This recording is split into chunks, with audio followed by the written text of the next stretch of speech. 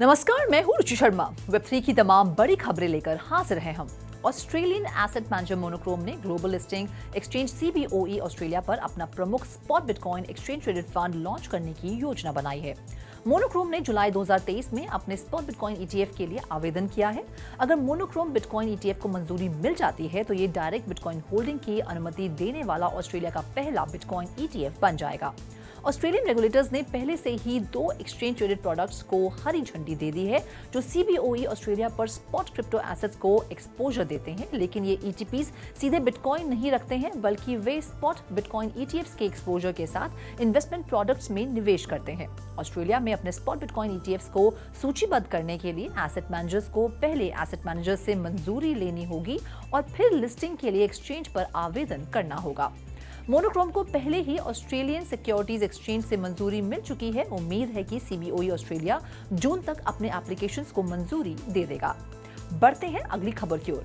Greyscale ने अपने greyscale digital large cap fund से कार्डानो के ADA टोकन और अपने greyscale smart contract platform X Ethereum fund से कॉस्मोस के एटम टोकन को हटा दिया है। दुनिया के सबसे बड़े क्रिप्टो फोकस एसेट मैनेजर ने 4 अप्रैल को पोस्ट में घोषणा की थी कि टोकन को हटाना ग्रेस्केल के क्वार्टरली फंड रीबैलेंसिंग का हिस्सा था।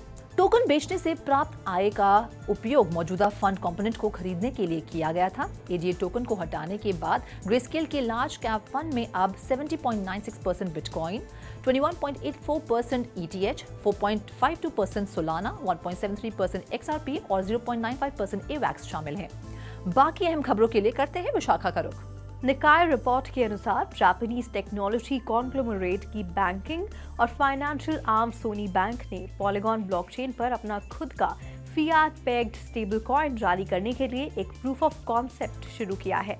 ट्रायल का उद्देश्य स्टेबल कॉइन्स के संभावित लाभों का आकलन करना है, जैसे कम पेमेंट और रेमिटेंस फीस और सोनी के गेमिंग और स्पोर्ट्स इंटेलेक्चुअल प्रॉपर्टीज में उन्हें अपनाने के तरीकों का पता लगाना है। Proof of concept Japanese yen backed stable coins को ट्रांसफर करने से जुड़े किसी भी लीगल इश्यूज का भी मूल्यांकन करेगा और कई महीनों तक जारी रहने की उम्मीद है। सोनी ने स्टेबल कॉइन के डेवलपमेंट का काम Belgium based blockchain firm settlement को सौंपा है। ये कदम अपनी Web3 डेवलपमेंट का विस्तार करने के सोनी ग्रुप के हालिया प्रयासों के अनुरूप है, जिसमें इन गेम एसेट्स के उपयोग में फ्लेक्सिबिलिटी को बढ़ाने के लिए NFTs को अपनाने के लिए इसके वीडियो गेम डिवीजन द्वारा दायर पेटेंट रिक्वेस्ट भी शामिल है। Stable coin proof of concept के अलावा सोनी अपना खुद का पब्लिक ब्लॉकचेन नेटवर्क बनाने के लिए स्टार नेटवर्क के मुख्य डेवलपर स्टारटेल लैब्स के साथ सहयोग कर रहा है। स्टारटेल के CEO सोटा वाटनाबी ने हाल ही में पुष्टि की कि प्रोजेक्ट पहले से ही एग्जीक्यूशन फेज में है। इसके विकास में 1.5 साल से अधिक समय हो गया है। अब बढ़ते हैं अगली खबर की ओर।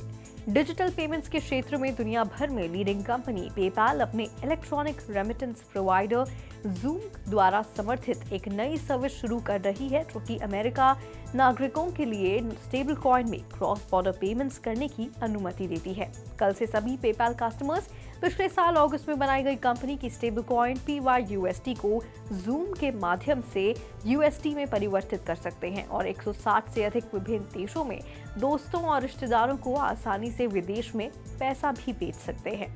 ऑनलाइन ट्रांसफर मार्केट की दिग्गज कंपनी पेपाल को विश्वास है कि इंटरनेशनल पेमेंट्स को सरल बनाने और अधिक कौशल कुशल बनाने के लिए स्टेबल कॉइन का तेजी से उपयोग किया जाएगा और पूरी दुनिया इस तरह के इनोवेशन को अपनाएगी। वर्तमान में वर्ल्ड बैंक की एक रिपोर्ट के अनुसार विभिन्न देशों के बीच $200 के पेमेंट की एवरेज कॉस्ट टोटल का 6% है। Over to Roshni. South Korea की सरकार ने अपने लोगों के लिए जॉब एप्लीकेशंस की प्रोसेस को आसान बनाने के लिए ब्लॉकचेन तकनीक का उपयोग किया है। एक लोकल न्यूज रिपोर्ट के अनुसार देश के मिनिस्ट्री ऑफ साइंस और ICT ने साउथ कोरिया के लोगों के लिए जॉब एप्लीकेशन प्रोसेस में क्रांति लाने के लिए ब्लॉकचेन द्वारा संचालित डिजिटल बैच पेश किया। 4 अप्रैल 2024 को घोषित इस पहल में Korea internet and security agency, Korea employment information services और कोरिया की ह्यूमन रिसोर्स डेवलपमेंट सर्विस जैसी सरकारी एजेंसियों के साथ एक समझौता शामिल है। समझौते का उद्देश्य विभिन्न एजेंसियों से रोजगार संबंधी जानकारी को एकीकृत डिजिटल बैच सर्विस में केंद्रीकृत करना है। रिपोर्ट के अनुसार भाग लेने वाली एजेंसियां नौकरी चाहने वालों के डेटा को लिंक करने, एकीकृत करने और वेरीफाई करने, प्राइवेट सेक्टर में वेरीफाइड इंफॉर्मेशन को बढ़ावा देने और सिस्टम इंटरऑपरेबिलिटी सुनिश्चित करने के लिए मिलकर काम करेगी।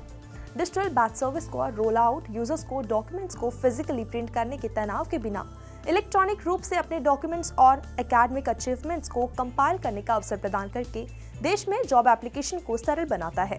तो आज के लिए फिलहाल इतना ही। ऐसी वेब3 से जुड़ी खबरों के लिए देखते रहिए 3.0 टीवी।